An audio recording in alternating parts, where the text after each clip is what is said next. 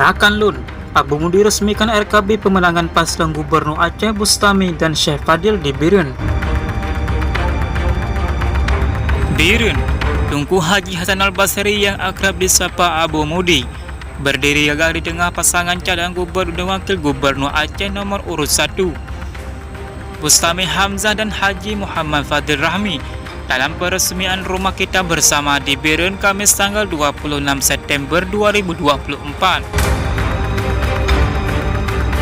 Acara ini berdiri ribuan warga dan relawan dari berbagai organisasi, menunjukkan semangat tinggi untuk mendukung paslon Bustami dan Fadil.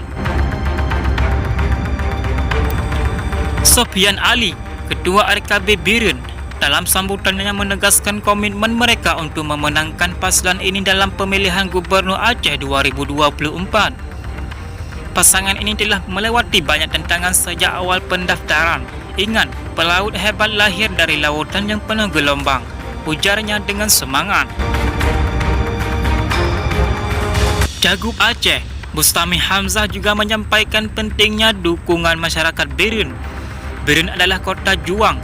Mari kita bersatu dan berjuang bersama untuk masa depan yang lebih baik, serunya mengunggah semangat hadirin.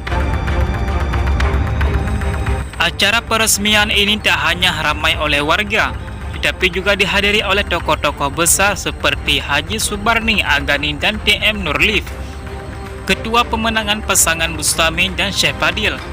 Kehadiran Tunku Muzamil, anak almarhum Tusuk, menambah nuansa kediman dalam acara tersebut, didampingi oleh keluarga besar Dayah Babu Salam Jenib. Dengan semangat kolektif ini, langkah menuju Pilgub Aceh 2024 semakin menguat. Di tempat terpisah, kegiatan penguatan taksi pemenangan paslon Gubernur Aceh dan di Kabupaten Birun digelar Extreme Coffee. Dalam upaya memperkuat tim pemenangan paslon Gubernur Aceh, Bustami Hamzah dan Syekh Fadil Rahmi, Abdul Hanif, salah satu anggota penanganan saksi Kabupaten Birun, mengungkapkan pentingnya pelatihan bagi saksi relawan tingkat kecamatan. Hanya sekian, Net TV mengabarkan.